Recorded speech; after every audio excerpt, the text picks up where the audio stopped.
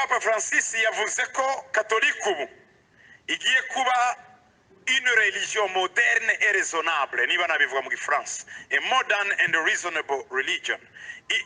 Religion, idini rigendera none ku bitekerezo nakwita bizima kandi bigezweho.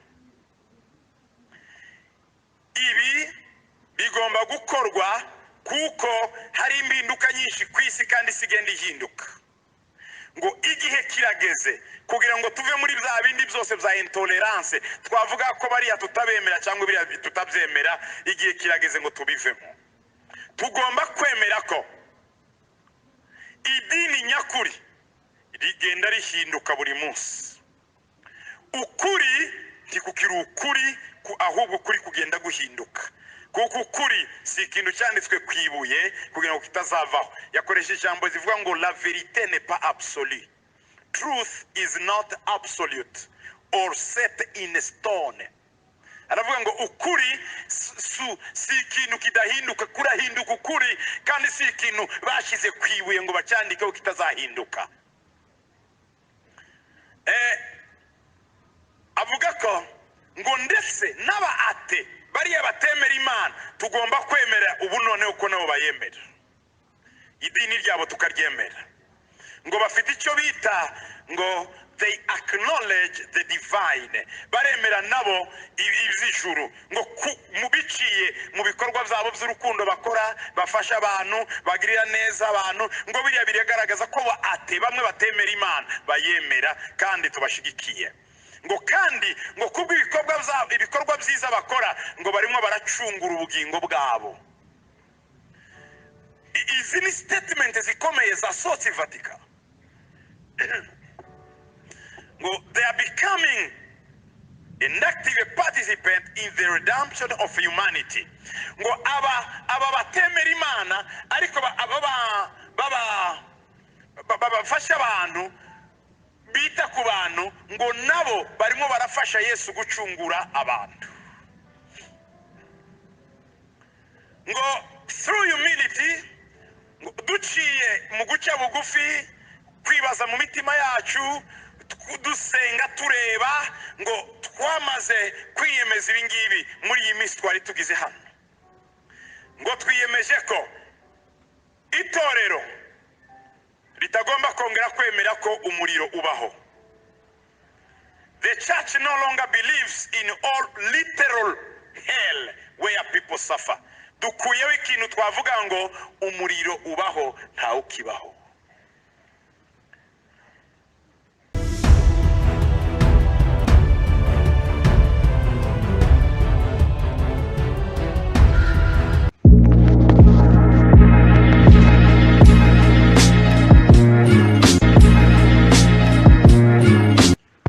Yarira kuko ibintu byahindutse.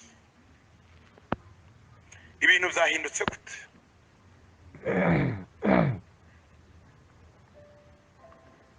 Ndagira ngo mbasomere inkuru ivuye Vatican.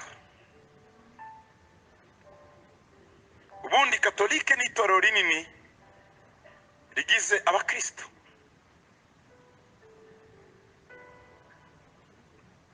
Dufite icyo duhuriyeho kuko twese twemera Kristo. Ariko rero ibintu byahinduye isura muri Vatican. Kandi igihe cyageze kugira ngo abakristo mwitegure gutotezwa. Ngiye kubaha raporo ntoya ivuye mu bakardino, ababishop ndetse n'abateoloji bakomeye bari bagize hafi amezi 6 muri Vatican barimo biga uko bagiye guhindura ibintu. Ndagira ngo mbahe raporo ntoya ku byagezweho ibabaje cyane.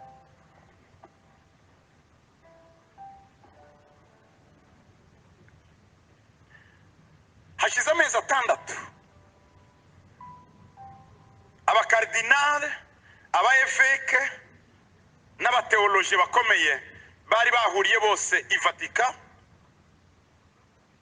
kwigira hamwe uko bashobora kongera kuredefinisa cyangwa se gutekereza ubushya kubijyanye n'imyemerere ya katolike n'ibindi bitari bisobanutse, ibyo bita dogme. Donc Catholic doctrines and dogmas. dogme ni ukuvuga ngo ni ibintu bimutabaza. Iyi bayise yari konsile ya gatatu, Third Vatican Council. Iyi konsile cyangwa se ubumwe bwari buhuje abakardinale bakomeye n'ababishope. Hani Burundi nimuragira umukardinale, Kongo yonyine rifite kardinale. Ni ukuvuga ngo ni hierarchy n'inzego zo hejuru. Iyo bagiye kuvota cyangwa se gutora pape, abakardino nibo bajyayo. Iyi konsile ya gatatu yaje ikurikiye cyangwa se ishaka kuzuza igikorwa cyari kitabashe kurangizwa na konsile ya kabiri yabaye mu mwaka w'1962. Iyi konsile cyangwa se ubu bumwe bwari iyi nama ikomeye y'abakuru ba kiliziya ku isi bari bagiye kudetermina kuvuga uko ejo idini rya gikristo rizaba rimeze.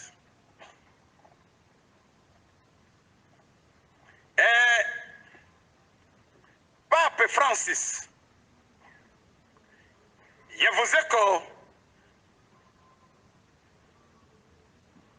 bagiye kurangiza iki gikorwa kitabashe kurangizwa na konsile ya kabiri y'i Vatican, ariko ibi byababajwe n'abantu benshi bagifite imyemerere ya kera, icyo abo bita aba traditionaliste cyangwa se aba conservateur. Ubwo niba abandi bakiri ku mahame ya mbere ya kera, byababaje cyane kandi bavugije induru.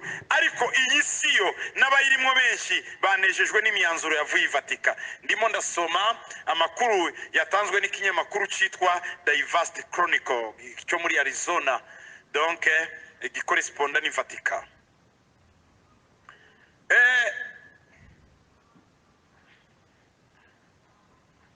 Ubu isi yabaye partage, yagize ibibazo.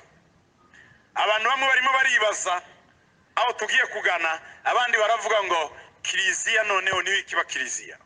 Kameme igize ibyiza kuko yifatanyije n'isi kugira ngo tubane. Iyi nama ya gatatu cyangwa se Vatican Council ya gatatu, iyi nkuru niyo ku itariki 5 z'ukwezi kwa 12 niho imyanzuro yose yarangiye, donc muri uku kwezi.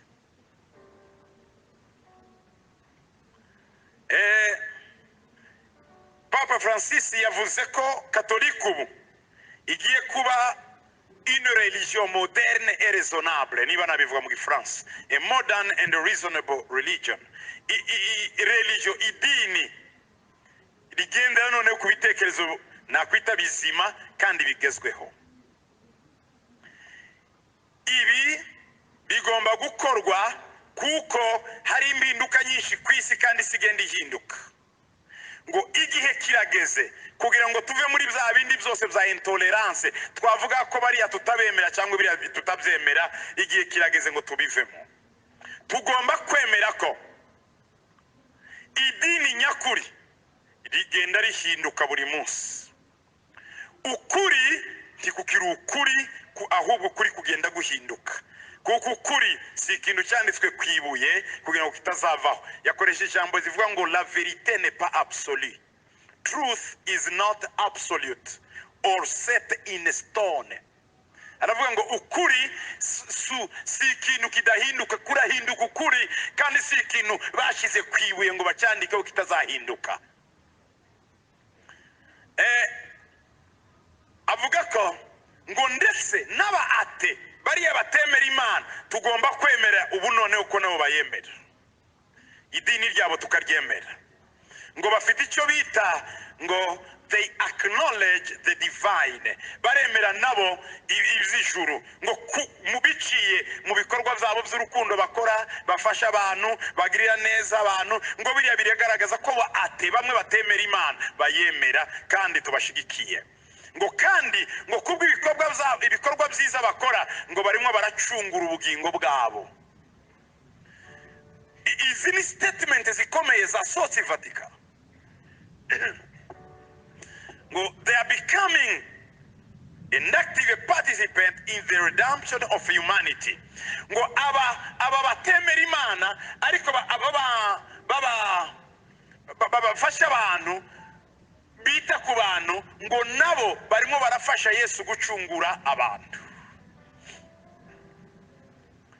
Ngo through humility, duciye mu guca bugufi, kwibaza mu mitima yacu, dusenga tureba, ngo twamaze kwiyemeza ibingibi muri iyi minsi twari tugize hano. Ngo twiyemeje ko itorero ritagomba kongera kwemera ko umuriro ubaho. The church no longer believes in all literal hell where people suffer. Dukuyeho ikintu twavuga ngo umuriro ubaho nta ukibaho.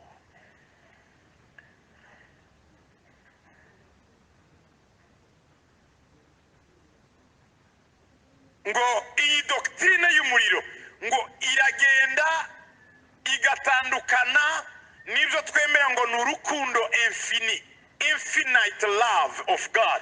Ngo iri jambo rivuga ngo haba umuriro wo gutwika abantu ni ijambo rihamanye n'Imana igira urukundo rutarangira. Imana si umucamanza, ahubwo Imana ni umugenzi w'umuntu, kandi Imana ni urukundo rukunda isi yose. Imana tishinzwe gukondana abantu, siko kazi kayo, ahubwo ni uguhobera abantu. Ngo iby'Adamu na Eva ni imigani, fable, like the fable of Adam and Eve. Ngo biriya ni imigani, ibi birimo biremezwa, ndagira ngo mubyumve, n'umulideri uhagarariye abakristo, idini ryose ryitwa gikristo ku isi. Iki ni ikintu gikomeye cyane. Ibi byavuzwe n'abakardino bose, n'ababishop, n'abateoloji bakomeye b'abakatolika.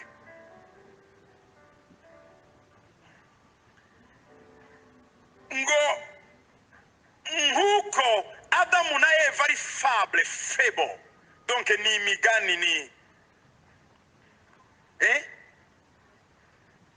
voilà. Ngo ni nako n'umuriro nawo tuwufashe ni kumeze nawo ni imigani. Umuriro ni metaphore, donc ni inyito yenda kuvuga ibindi ariko siwo, ni ibigereranyo.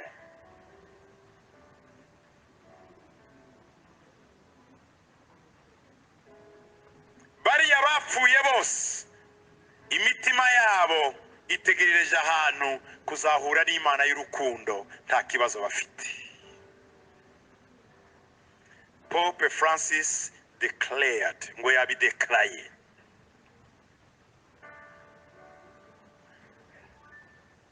icyakoze ku bantu cyane niko bavuga hano, in a speech that shocked many, the Pope claimed, muri disikuru yabashe gushoka abantu bamwe ngo yavuze iki kinyamakuru ndimo soma si ikinyamakuru cy'abakristo, ni ikinyamakuru cy'isi,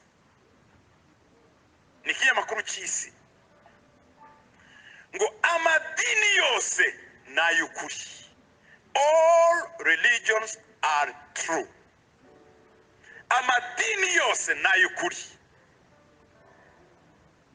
kubera ko ukuri kuba mu mitima y'abarya bose bakwizera. None se ukundi kwimushaka nukuhe? Mu myaka ishize ishengero kiliziya ryagize igihe kinini ribabaza imitima y'abantu. Kiliziya yababaje imitima y'abantu, icyo yita ngo ni morally wrong, ribesha abantu ku bijyanye n'ibyaha. The church has been harsh ni ukuvuga ngo ishengero ryarihanukiriye cyane kumerera nabi barya bose twatekeza ngo bakoze nabi, ngo cyangwa bakoze ibyaha, kandi bariya nta cyaha baba bafite, bakundwa n'Imana. Today, uyu munsi, we no longer judge. Kuva uyu munsi ntituzongera kubwira abantu ko bakoze icyaha ngo tubacire urubanza. Ngo nk'uko umupapa, like a loving father, nk'umupapa mwiza udakondana abana be, ngo natwe ngo itorero ryacu ni rinini cyane, ngo mu buryo kuva uyu munsi ryemereye abagabo barongora abagabo n'abagore barongora abagore. Turemeye nabo nibaze babe bene data. Twemereye ba bandi bakuramo amada kuko nabo ni abantu, nibaze bayakuremo. Our church is big enough for heterosexuals, kumugabo n'umugore, for homosexuals, bariya barongorana bahuje ibitsina, for the pro-life niba abandi bemera ko umuntu iyo avutse iyo akiri mu nda niho aba umuntu, and the pro-choice niba abandi bemera ko umuntu aba umuntu iyo amaze kuvuka. Nukuvuga ngo twishe umwana uri mu nda atarajya hanze si umuntu, niyo pro-choice niko babita, niyo materime yabo. Ngo turemera bariya b'abakonservateri, bariya bari ku mahame ya kera bayanga kuyavaho, nabo nibaze turabakiriye. Turemera abaliberali ni abantu bemera ko ikintu cyose ukoze ni cyiza, tiye libre de tout faire, abo nabo turabemera. Ngo kandi turemera n'abakomuniste ko nabo baza bakatoba muri twebwe. Abakomuniste ni abahakana Imana kwibaho, abo nabo ni abacu, turabakiriye kuva uyu munsi. We all love and worship the same God. Twese nabo ni Imana imwe dusenga, ari abayemera n'abatayemera. Mbabwire, uyu pape ni umujesuite. Njyewe umunsi ajyaho nahise mbona ibintu bihindutse, kuko abajesuite nibo bishe iyi si. Reka mbivuge, les jésuites nibo bazanye franc-maçon, nibo bazanye Illuminati na Rose Croix muri Vatican. Ibi rero c'était prévisible, umujesuite agiye kuri Vatican. Kandi abajesuite nibo igihe cyose ba assassinaga abapape bazima, bakica abapape bari bazima, kuko le vrai pape ntibakundaga kuva muri ordre y'abajesuite, bagenderaga kuri doctrine no kwizera, ariko ntibaramaga igihe kini babakuragaho. Arakomeza avuga ngo ibi birimo biravuga i Roma, aho Paul yanditse rwa rwandiko n'abasomeri. Niyo mpamvu nababwiye ngo Paul azutse uyu munsi akagera i Roma yarira ku mwana mutoya. Muri bimwe Pope yavuze, sindarangiza, ngo byazanye noneho confusion mu mitwe y'abantu benshi. Baravuga ngo yavuze ngo Imana nayo erega ni Imana ihindagurika. God is changing and evolving as we are. Ngo Imana nayo si Imana, ni Imana igenda ihindagurika nayo, kandi ni Imana ijyana n'ibihe biriho kuko natwe tugenda duhindagurika. Ibi mbabwira ni ibintu bigiye gushirwa muri kanonike, ni ukuvuga ngo bazaza babisoma mu mamisa hano hose, bagiye kubyohereza. Bijya twavuga ngo Imana ndihinduka uko yari irejo n'uyu munsi n'ejo niko izahora, bigiye kuvaho nabyo birimo. God is changing and evolving as we are. Imana irimo irahindagurika nayo ndizi byirimo, kuko ibihe bihinduka nayo niko igenda yikonforma n'ibihe. Ubundi Imana ni Imana y'ibihe, iri hejuru y'ibihe, ariko noneho ahubwo iragengwa n'ibihe, niko bavuze. Ngo kuko ngo Imana iba muri twebwe, ngo kandi iba mu mitima yacu. Niba twe duhindagurika rero turimo nayo igomba guhindagurika. Iyo niyo logique bashize behind.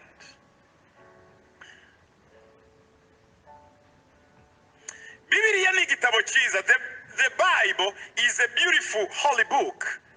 Ngo Bibiliya ni igitabo cyiza cyane, ngo ariko ngo ni igitabo cya kera kandi cy'imirimo ya kera. ngo imirongo imwe yacu muri cyo yara expire, yatakaje igihe. Some passages are outdated, donc yarenze amadate, yara expire. Imirongo imwe ya Bibiliya ntigifite agaciro, yavuyeho. Niyo mpamvu tugomba kuyikosora. Ngo imwe ndetse ngo ni imirongo itemerera gutolera abandi, intolerance na jugement. Ngo the time has come, ngo igihe kirageze ngo kugira ngo iyi mirongo tuyikosore yose. Ngo idahuye ngo n'ubutumwa bw'urukundo n'ukuri, ngo iyo yose tugomba kwiga uko tuyikura muri Bibiliya cyangwa tukayikosora.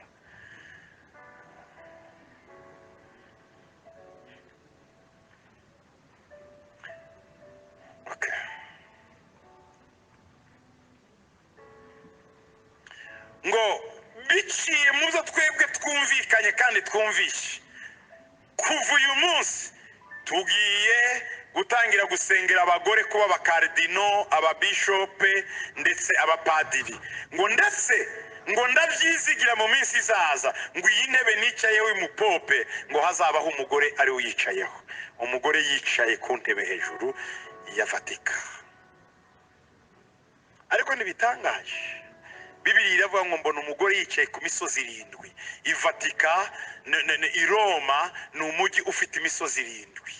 Ibi birimo biruzuza ibyo byanditswe byavuze.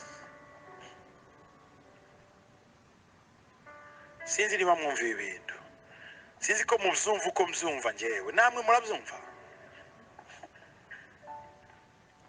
Ngo reka ntiyazagira umuryango n'umwe ukingira abagore abagabo babashije kwinjiramo, mureka abagore nabo bawinjiremo. Yinjiye muri mouvement y'abafeministe, donc ni ibintu biteye ubwoba.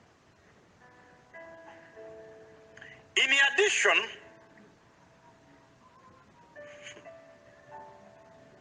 yongeyeho ikindi, pape aravuga ngo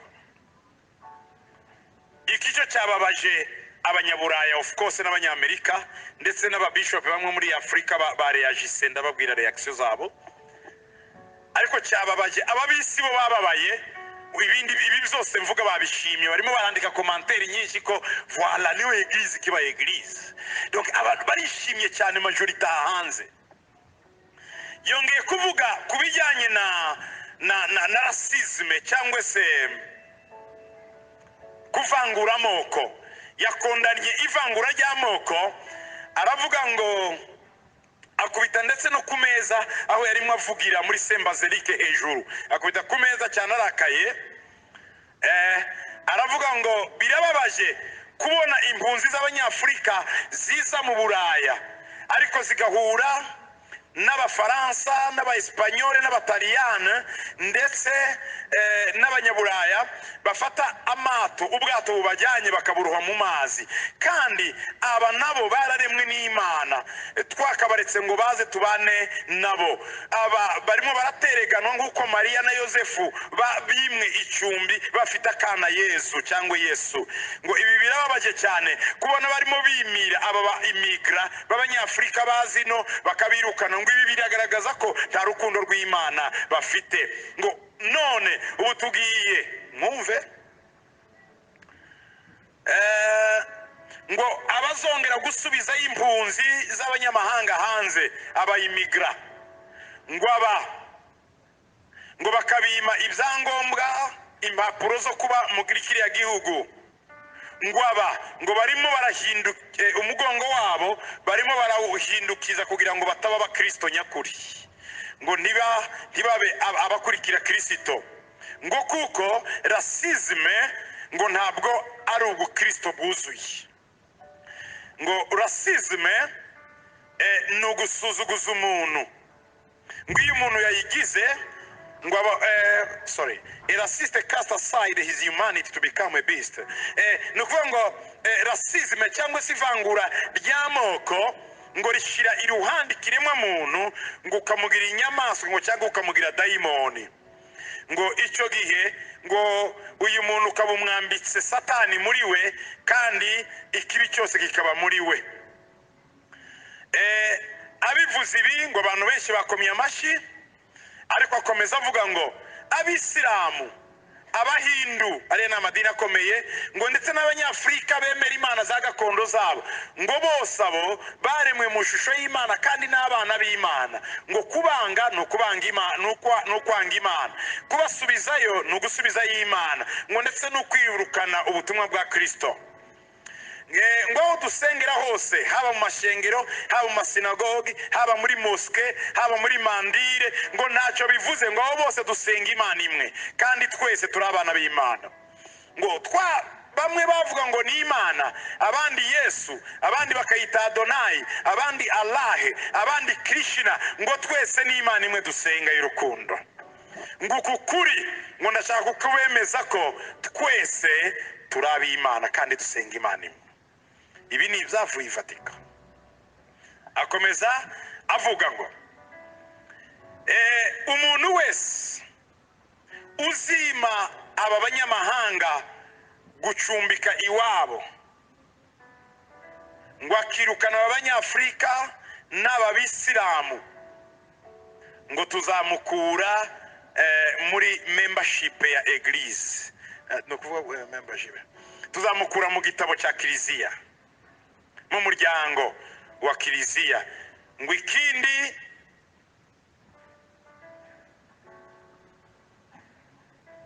ngo tuzakomeza twemera ko aba babikoze roho zabo zizaba zihishwa ahantu mu mwiza kandi bazaba batewe na sekibi wa intolerance na racisme ngo satani ubwe ntitwemera ko ari satani ni metaforo ni ikigereranyo ibi twabikuyeho satani ntakiri satani ngo Satan himself is a metaphor or a personification for the collective evils of mankind. Aravuga ngo ibibi abantu bakora byose some yabyo iyo bihuje nibyo twita satani ngo ariko ubundi satani ntabaho. Ngo uyu munsi rero ibyo bibi turabibona muri racisme kwanga abantu intolerance kuvuga ngo ntiwize ntiwemeranye n'imyizerere ye abapersekita abantu kubwo idini ryabo abo bose abavangura abantu abo bose nibo twita shitani iyo niyo shitani yamfete shitani zibaho nibyo bikorwa byabo. Ibi bintu yavuze byatangaje abantu bamwe basoma Bibiliya nkamu. Reka mbibarize gato ibi bintu hari ubishimye muri mwebwe kameme murumva hari ikibuze kinini? C'est terrible. Umuntu wabashije kwiyopoza wenyine ni umukardinali wa Nigeria. Kardinali wa Nigeria yavuze ngo no ntibishoboka ibyo ariko abandi kugeza uyu munsi hari ibyo mwari mwumva bavuga hanze. Iyi raporo yasohotse le 5 décembre yari kiri mu archive secrète ya Vatika ariko yasohotse kuko bagiye kubishyira hanze mubaye abambere babimenye. Ejo ni mubyumva hanze muzamenye ibibaye kuko bigiye gusohoka. Umva bakeya mu bakardinali hari icyo babashije kuvuga muri iyo konsile yabo kandi babyamaganye ni bakeya mu bantu bigaragaje ndetse bakora na statement kuko abandi babyangiraho ariko wasohotse akabivuga ni umukardinali wo muri Nigeria witwa Arinze sinzi niba mumwibuka yashatse kuba na pape wo mu Nigeria. Uriya yavuze aya majambo yavuze ngo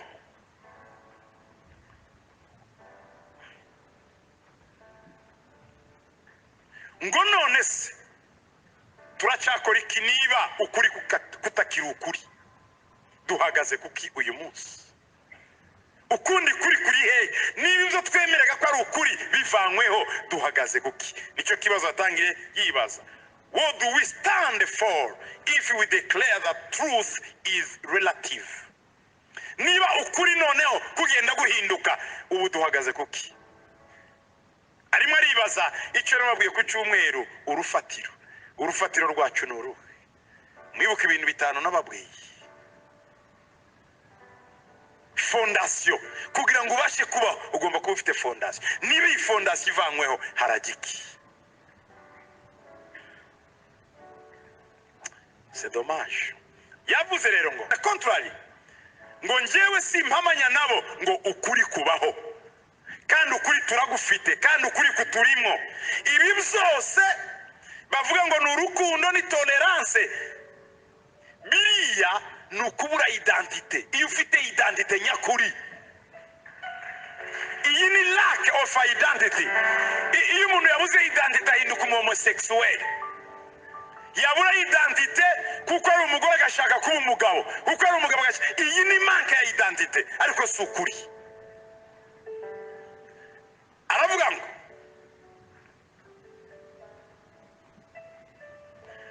ngo I charge that Francis, ngo iri jambo charge ni terme iri juridique. Avuga ngo ndasomera ndamubwiza ukuri ntarya ururimi. Francis Pape ngo ndamubwira ko yabaye umuheretike. Heretike ni iki? Ni umuntu utagihagaze mu kuri. He is a heretic. Ngo ndabivuga ko Francis uyu munsi yabaye umuheretike. Donc herezi ni umuntu wavuye mu kuri atagihagaze mu kuri. Ngo I charge, donc I summon him, ndamubwira ndaci inyuma ko yabaye umuheretike. Akomeza avuga ngo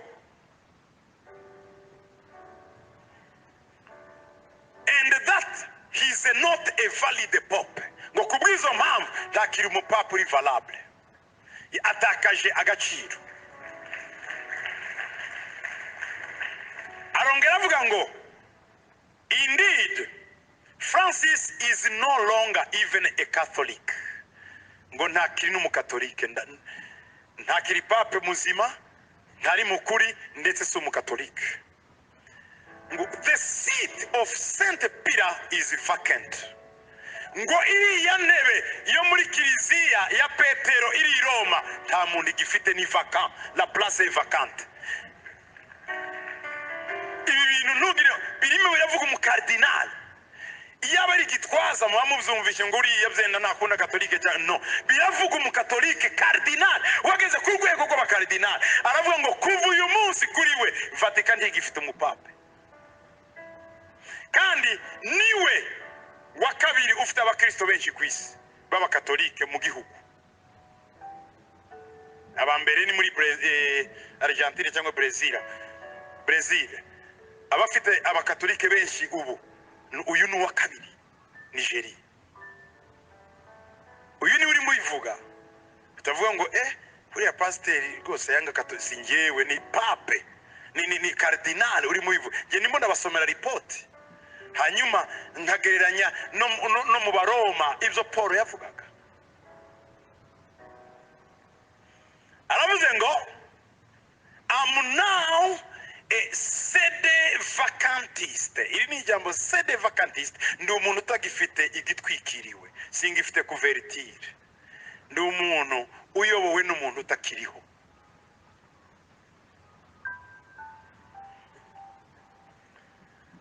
I should have become one long ago. Ngo imba narabibaye kuva kera. The Vatican has embraced ecumenism in the past. Ngo Vatican yatangiye kwiyegereza andi madini yose, ndabyihorera. Ngo kuva mbere mba narabaye ukomeze, batariko ndihangana. But worse than that, ngo ikibi kurusha icyo, it has now embraced a moral relativism on abortion and homosexuality. Ngo biteye ubwoba, ibintu morale, ibintu n'umupagani atinya gukora, katolike yabyemeye, gukuramo amada no gushingira homosexuel. Ibi birarenze. At the same time, it is embracing moral absolutism in favor of illegal immigration and the culture genocide against Europe.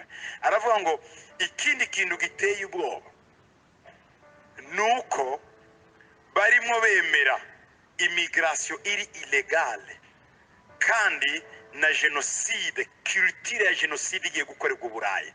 Araza kwivugaho ibi byo kuvuga ngo abantu mubarekure baje i Buraya n'ahandi, ntabwo ari byo, kuko abantu bagira iwabo. Nibyo nabigishije ejo bundi kuri patriotism. Kujya iw'abandi wahajya kubera inyungu z'igihe runaka, ushaka gukora ibintu fulani ariko ufite iwanyu. Kuko yes, iyo interaction culturelle ni nziza, ariko ntibavuge ngo ni mukingura imiryango Buraya abirabura abanyafrika buzure. No, icyo yise rero culture genocide arabivugaho gato. Aravuga ngo in his most controversial statement muri declaration itandukanye niya pape yongeye kuvuga Cardinal Arinze, yavuze ngo Islam has overrun my own country. But njyewe Islam imaze kubika gutegeka igihugu cyanjye n'ikiganje ubu ngubu.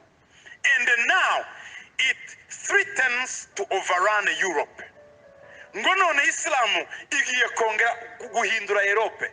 Uburaya nicyo cyari igitanda cy'ubukristo, ariko uyu munsi hose huzuye za mosque. Arakomeza avuga ngo some parts of Nigeria now live under Islamic Sharia law. Ngo mu gihugu cyacu muri Nigeria ngo ama eta amwe ayobowe na ryategeko rya Sharia, rimwe rivuga ngo umuntu nakora icyaha umutema ukuboko, umugore niba musupsona bamutera amabuye, birirwa bica abantu. Bati ibi bintu twebwe tuzi ibyo Islam irimo ikora iwacu. Catholic ngo none ngo Catholic ntabwo rikiri idini noneho ryemerera abantu gukorera kwizera kwabo ku mugaragaro. Ubu babyanze. Aravuga ngo Francis is a fool. To be a fool ni umusazi. Arimo arabwira pape ibi ntibyigeze bibaho. Nta padiri ubaza superiye, ntimubizi. Ibintu bigeze kure. Aho umukardinal avuga ngo pape mwari muzi ko ari Imana. Aho avuga ngo ni igicucu, he is a fool, cyangwa se ni umusazi, ni ikijuju. If he thinks that his liberal immigration policy will end well, ngo ni igicucu niba arimo atekereza ko kureka abanyamahanga bakinjira mu Burayi uko bishakiye ngo bizarangira neza.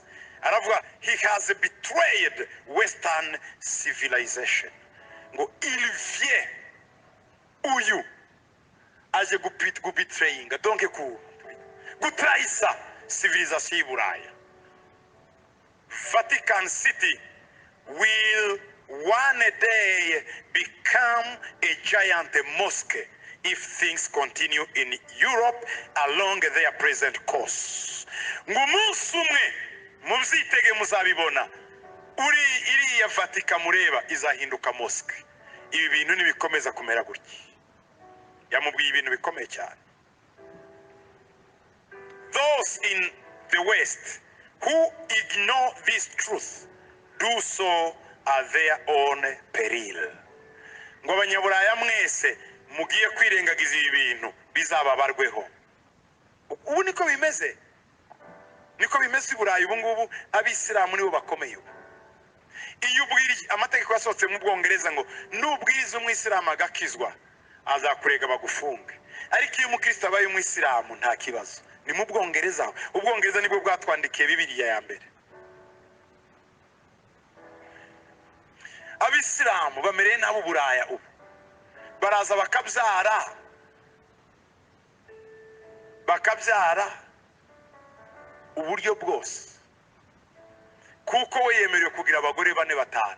Buri mugore wese abyara abana 7 kandi abo barya iki? Baba bafite icyo bita ngo ni family social allocation familiale. Donc nukuva ko leta z'Uburaya zigomba guhemba abo bana. Umuntu umwe abyara abana 36 leta ikamuhemba akabaho adakora. Ariko abanyaburaya abazungu barara bakora amatakse yabo akarya bari abantu. Barangiza hejuru y'ivyo bakinjiza abaparlementaire bakomeye n'abandi hariya bababwira ngo idini ryacu ya Islamu nta tolerance mudufitiye. None bagashiraho amategeko avuga ngo uzakora ku mwisilamu azabibazwa. Ubu ngubu ikibazo kiri mu Bufaransa kubera ivy'amavoile.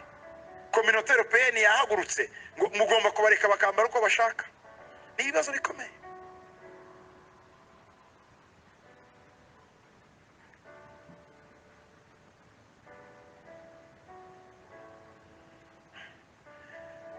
Vatican niba ivuze ibi, niba ari ibikoze, niyo twagiraga ituvugira. Buriya yagaragane kama ngo no gukuramo amada turabyanze. Kuko pape igituma gira imbaraga nuko afite na stati y'ubuperezida. Rero iyo yandikiye abaperezida bandi bo kwisi ngo twebwe turi na majorite kwisi, ibi ntitubyemera, bagabanyaga uwo muvuduko. Ariko noneho babivuyemo turagira gute? Aha rero narimo niyumvira ijoro ryose ibigiye kuba.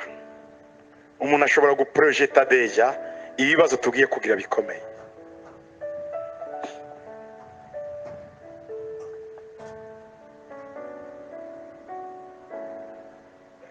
Ngo yabivuze arakaye cyane, ngo kandi n'ingufu nyinshi uyu mubishop uyu mukardinale arinze, ngo aravuga ngo nta kibi kiriho abanyaburaya niba proteja imipaka yabo.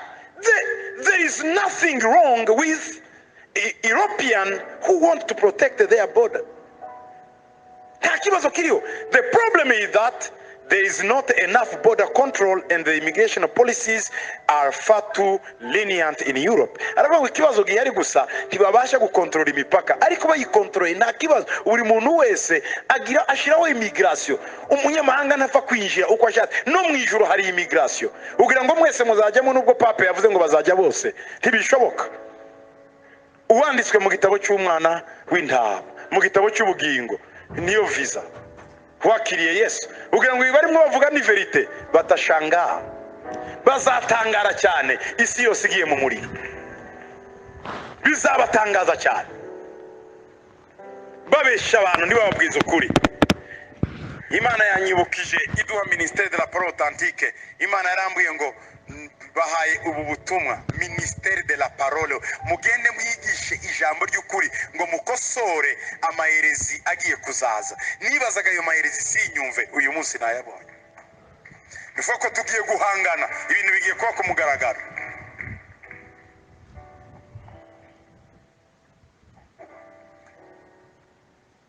Why is it racist to desire to preserve one's own home? Ngo si yo ni racisme umuntu abashije kurinda inzu ye. Why is it racist to want to preserve your own culture and the future for your people and your children? Ngo se bishoboka gute ko ari racisme iyo ushaka guprotege culture yawe n'ejo h'abana bawe hazaza? Have white people gone stupid today? Ese abazungu bahindutse stupid muri ibi minsi? Nizo arimo yibaza. Umva commentaire z'abisi bavuze. This much is clear. Ibi byose noneho bibaye clear. The Catholic Church has made a decision to rejoin humanity. Ngo Katolike noneho yafashe decision yo kongera kubana n'abantu and to reject intolerance and extremism. Bahisemo noneho kurengera abantu no kuva mu extremism bwabo. Ariko bavuze ka the church has lost a few narrow-minded bigots. Ngo kakayira kabo kakenge kabo karebaga hariya konyine bakavuyemo. Bibiri iravuga ngo inzira ija mu ijuru ni nziranye. Ni a narrow way. Kariya kayira gafunganye bakavuyemo bagiye mu yihe nzira yagutse. Ngo babaye abagabo bahisemo ibintu bizima.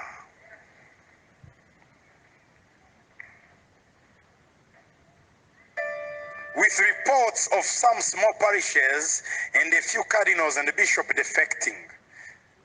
Bamwe batangiye deja kwibaza aho bazajya, amaparuwasi amwe atangiye kwibaza niba agiye kuva muri Catholic. But Pope Francis has gained the friendship of the world. Ngowe yabashije kurekipera amitiye y'isi. Bibiliya iravuga ngo nimuba inshuti z'ab'isi ntimuzaba muri inshuti y'Imana. Pope Francis deserves praise for taking a human stand in defense of human rights and against bigotry. Ko Pape Francois akwiriye gushimwa cyane kuko yahagaze mu kudefanda human right, ni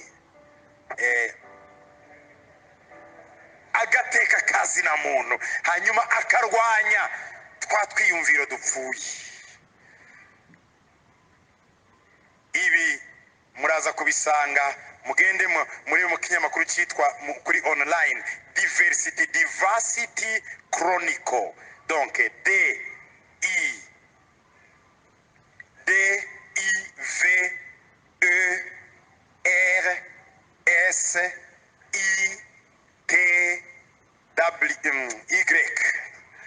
Diversity, donc Diversity Chronicle,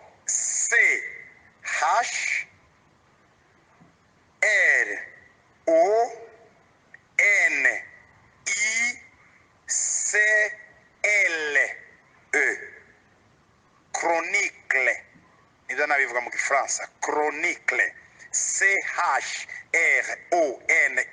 CHRONICLE, Diversity Chronicle. Mugende muri icyo kinyamakuru, mwijire muri Google, mwandike Vatican Council, Third Vatican Council, donc troisième conseil ya Vatican. Mushobora no kwishyira muri Google cyangwa ukandika Diversity Chronicle, hanyuma uraza gusangamo iyi article.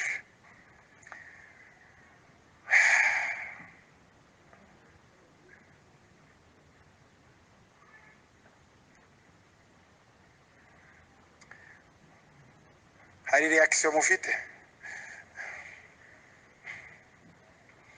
Message ni shoka.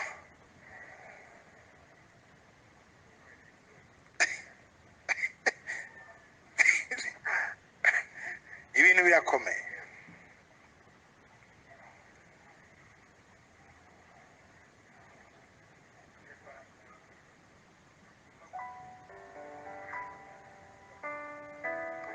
Babandi mwavuga ngo no kuri ngo madini yose namwe mwabyumvishe, none wabibemereye kumugaragaro. Ariko abandi mumenye rero ko ibintu byatangiye kwigaragaza, ibintu byatangiye gutanga couleur yabyo neza. Voilà le monde. Soma ku murongo wa 7, ndi hafi, ndagira ngo iyi article ari nziza ko nyibaha kugira ngo muyumve.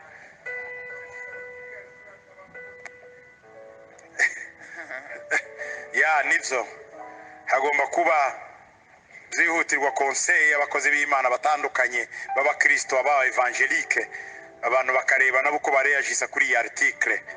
Ariko ndatekereza ko vuba bamwe batangira no kwandika bareyagisa. Ndabandikiye mwese muri Roma mukundwa. Umva ivyo Paul yababwiyaga. N'Imana. Ndabandikiye mwese abari he? I Roma. Mukundwa n'Imana. Mwahamagariwe kuba abera. Mwahamagariwe kubiki? Abera. Bahagaze mu muhamagaro wabo. Bayobye kabisa. Umuriro ndubaho, Satani ndabaho, Adamu na Eva ntibabaho. Bibiliya ni ukuri ko ifite ibintu byataye igihe, Imana ihora ihindagurika. Ayo ni amaprincipe n'amanani akomeye kare. Imana igenda ihindagurika uko ibihe bijyana n'ibindi. ukuri ntaguhari nako kugenda guhinduka. Ndagira ngo mwumve aho niho twari dushingiye kwizera kwacu twese. Ibi tutabigize isi ntiyahinduka ishamba.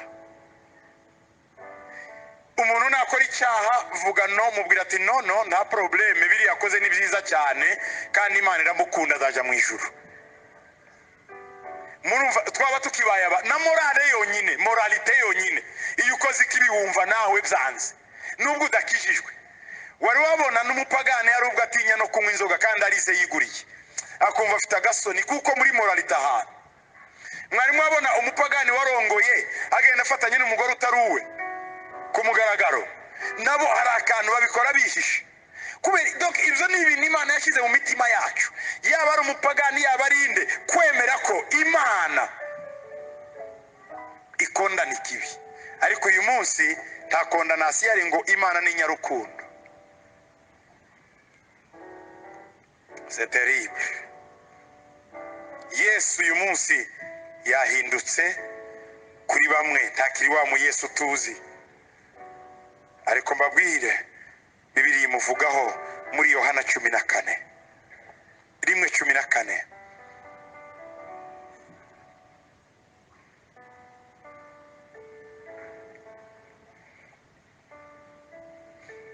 Yohana 1:14. Ubutumwa bwiza bwa Yohana 1:14. Kandi uwo jambo yihaye umubiri abana natwe, twitegereza ubwiza bwiwe n'ubwiza bumeze nk'ubw'umwana w'ikinege ava kwa se, yuzuye ubuntu n'ukuri. Yesu yuzuye ubuntu n'ukuri. Nta handi tuzakura ubuntu ni muri Yesu. Nta handi tuzabona ukuri ni muri Yesu. Nutemera Yesu nturi mu kuri. Nutemera Yesu nta buntu ufite. C'est clair et c'est net. 14:6 Yohana.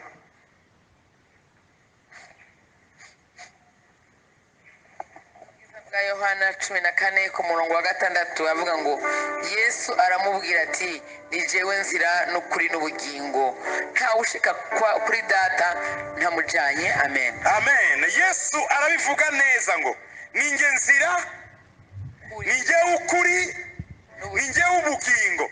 Nta muntu wese uzibesha ngo agere mu ijuru atanciyemo. Byaba ari irihe dini waba ukora imirimo myiza wubakira abapfakazi n'imfubyi, niba udaciye muri Yesu nta juru. Yohana 3:18.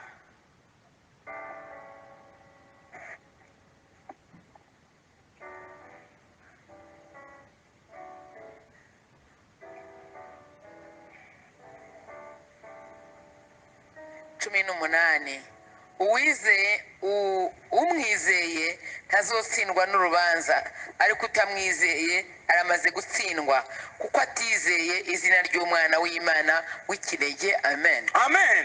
Uwizeye Yesu nta rubanza azacirwa, ariko utamwizeye byararangiye. Keretse amwizeye niho urubanza ruvaho. Ibintu rero byo kubeshana ntibiriho. Wizeye Yesu nta rubanza ufite. Ntiwizeye Yesu wamaze gucirwaho iteka.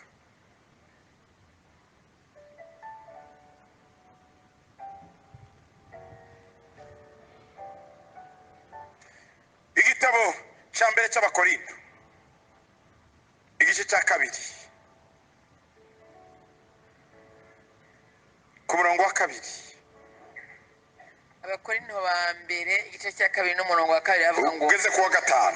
uko nagabiye kutagira ico menya muri mwebwe. Kuko nagabiye kutagira ikindi menya muri mwebwe cyangwa mbamenyesha atari Yesu Kristo we yabambwe. Nta wundi muntu naje kubabwira uretse Yesu Kristo wabambwe. Ariko nabana namwe mfise intege nke, ndi n'ubwoba, mpinda agashitsi kenshi. Imyugo yanje, imvugo yanje n'ukwigisha kwanje ntivyarimo amajambo y'ubwenge yo kwemeza abantu, ariko yaserukamo mpemu n'ubushobozi, kugira ngo ukwizera kwanyu ntiguhagarare mu bwenge bw'abantu ariko guhagarare mu bushobozi bw'Imana. biragaragara ko ibi bintu birimo bikorwa umwuka wera ntagikorana n'abantu, ahubwo abantu bashyize ubwenge bwabo imbere aba aribwo bakora. Intumwa Paul aravuga ageze mu Buraya mu Bugiriki, aravuga ngo nje iwanyu nagambiriye kutabigisha ikindi keretse Yesu wenyine wabambwe, kugira ngo ibyo mbabwiriza bitume muhagarara ku rufatiro rwo kwizera. Sinaje mbabwira ibindi ubwenge bwanjye no gukomera kwanjye, no, ngo naje mbabwira gusa Yesu, kugira ngo kwizera kwanyu kudahagarara ku bwenge bw'abantu, kuri filozofi z'abantu, ngo ahubwo guhagarare mu nkomezi z'Imana. Igice cya 3 ku murongo wa 10, iki gitabo cy'Abakorinto ba mbere, aravuga ngo nkuko nahawe ubuntu n'Imana nashizeho itanguriro nk'umwubakisha mukuru w'ubwenge. kuko nahawe ubuntu n'Imana nabaye umwubatsi ushiraho urufatiro rukomeye ubundi yubakako. ariko umuntu wese niyiyubare uko yubakako. kuri urwo rufatiro wiyubara inzu ugiye kuhubaka. 11. kuko irindi tanguriro ata muntu ashobora kurishira ko atari ryashizwe ko niryo Yesu Kristo. Haleluya. ngo nta rindi tanguriro, nta yindi fatiro, nta yindi fondema abantu bazashiraho ngo atari Yesu gusa, ngo nta kindi abantu bazashiraho. Ikintu cyose kidafite fondasiyo nka Yesu uzagihunga. Nujya gusenga ahantu hose Yesu atari we fondasiyo wacu uzahunge, uzaba uri mu kinyoma. kuko abantu bashobora kwibaza n'ibyo ibibazo byinshi. narimo ntekereza ibibazo abantu bagiye kwibaza, ngo se none turamenya idini ry'ukuri ari irihe? idini ry'ukuri ni irifite urufatiro ruzima. Amen. fondasiyo nzima ni Yesu. Amen. ngo nta rundi rufatiro tugomba kubakiraho uretse Yesu. mwiteguye kubakira kuri Yesu? mwe abantu mwe, niba mushaka kubaho amahoro nimwubakire kuri Yesu. Amen. niba mushaka ko dukomera kandi tujya imbere twubakire kuri Yesu.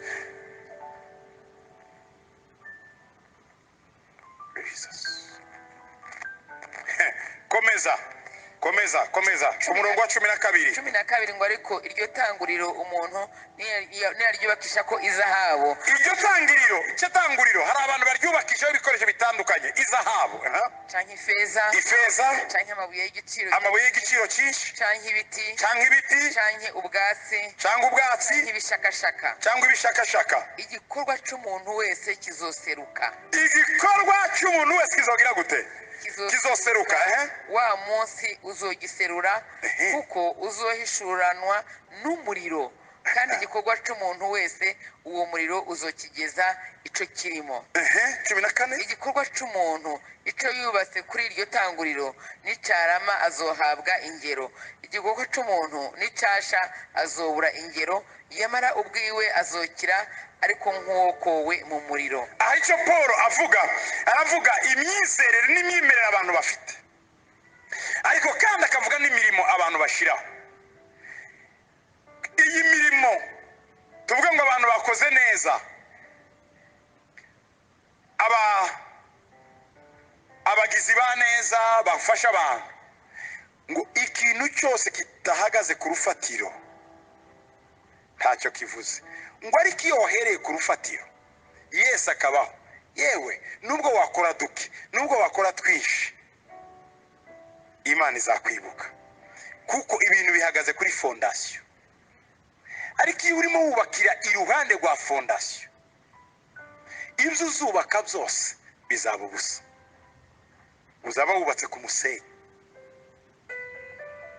igihe kirageze ngo twongere tuvuge Yesu cyane kuruta uko twamuvugaga, kuko ntagifite abamuvugira, barimo barababuza bamuvugiraga. nimuhaguruke mube ibyabona, mubwire abantu ko Yesu akiza, mubwire abantu ibihe turimo, kandi icyo uvuga cyose urangize uvuze Yesu. nusya hano ugasenga urangize uvuga mu izina rikomeye risumba yandi yose ryahawe isi n'ijuru rya Yesu. turangize n'amavokabulere aremereye nk'ayo. iri sengesho ndarisavye mu izina ry'amazina asumba amazina y'ababanje kubaho n'abazabaho, mu izina risumba abategetsi n'abakomeye b'iyi si, mu izina ritazongera kuboneka ahandi hose, mu izina riri hejuru mu ijuru no ku isi, ari ryo izina tuvuga ryitwa Yesu Kristo. Amen. Kugira ngo n'udashaka kuzumva byumve.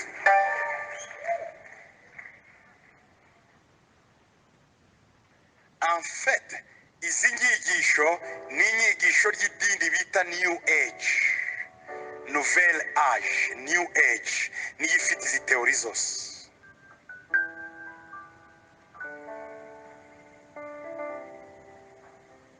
Biratangaje.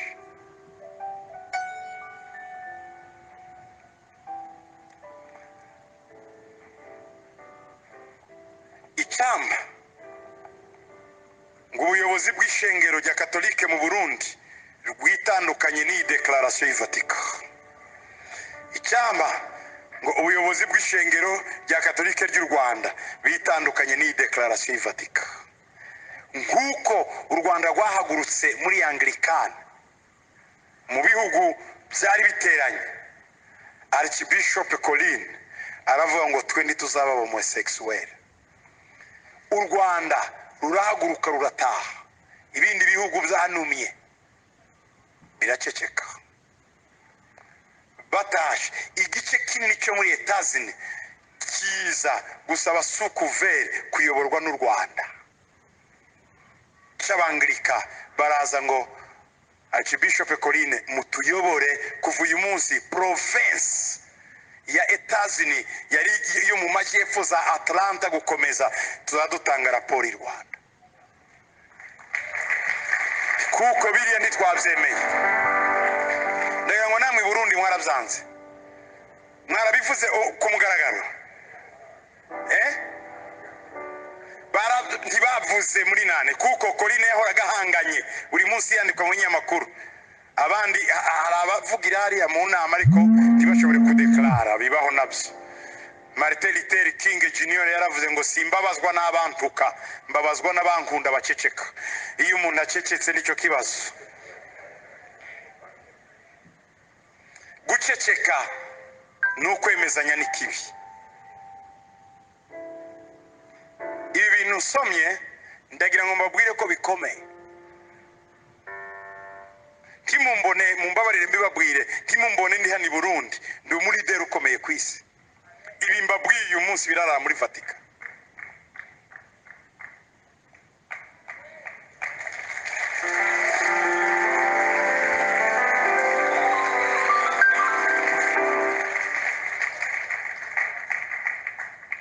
Nubwo ndi pasiteri wanyu hano ariko inzego zikomeye z'iyi si nzibamo ndazizi. Nta muntu ufite influence nk'iyo mfite kuri iyi si wasomeye ibintu imbere yayo. Ariko ntitugomba guceceka bakoze kuri Yesu wacu. Icya kabiri, ntitugomba guceceka bakoze kuri Bibiliya yacu. Kuko imyaka gitwaza yose nagize mu Mana ibi bitariho, je perdi mon temps. Natakaje umwanya wanjye. Mba narize ibyo gutwara indege no kuzikanika cyangwa se ngakomeza ubu agronome. Ariko je tu abandone kuko narizi kwibe ari byo kuri. Niba uyu munsi umuntu twubashye avuga ngo si ukuri, je suis déçu, sinareka kubivuga.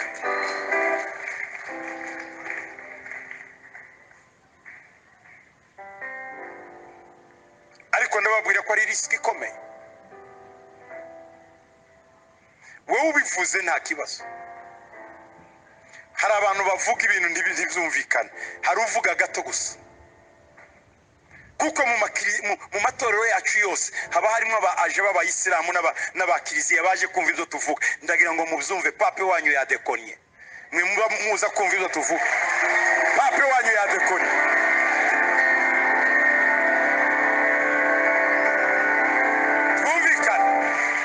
Simvuga ko idini Katolike ryadekonye, pape wanyu riyoboye n'abayobozi badekonye. Kuko Katolike harimo umugeni wa Kristo kandi bizera Yesu. harimo abantu bakijijwe bizera Imana bafite umugeni wa Kristo, ariko pape wanyu yakoze ibara.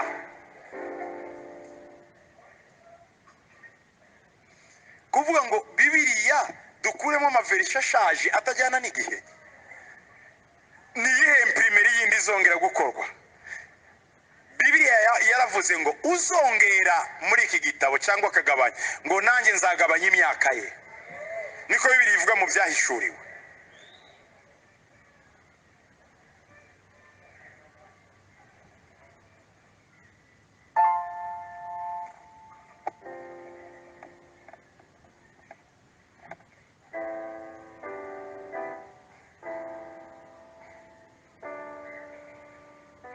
Mukanya ndibuje kwandikira abayobozi ntekereza bari kuri iyi nani, bari muri serike y'abakristo hirya no hino ku isi, mbabaza point de vue yabo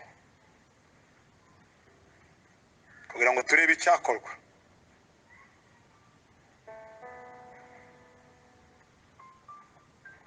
Turebe icyo abakristo uyu munsi duhagazeho, icyo twakora.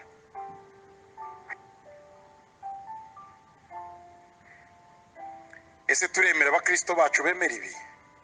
Ntibishoboka.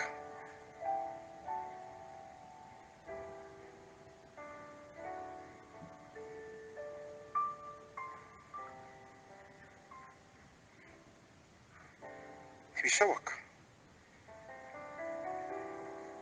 Tugomba kongera kugira ishyaka ry'Imana, aho Bibiliya ivuga ngo ishyaka ry'inzu ya se riramuriye.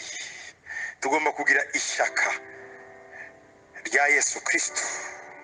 Ndangiza abavandimwe, ndagira ngo mbibutse ko uyu Yesu yaje mu mubiri ariko akora ibikorwa by'umwuka.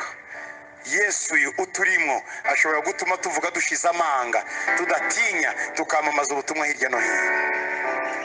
Yesu uyu tubabwira ni Yesu ukomeye.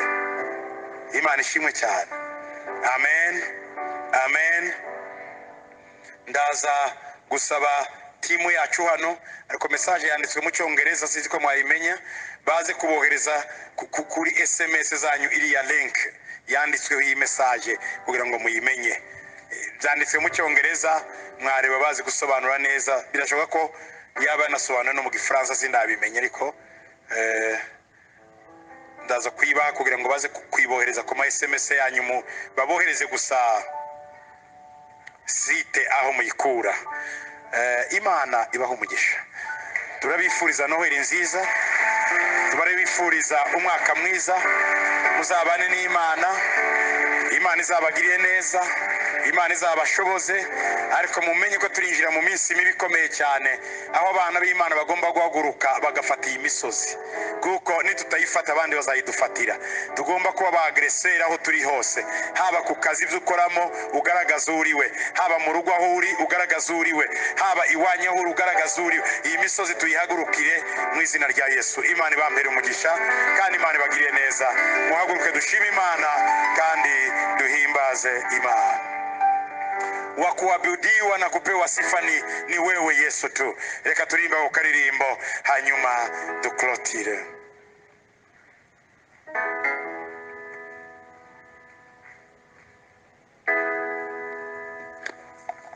Jesus.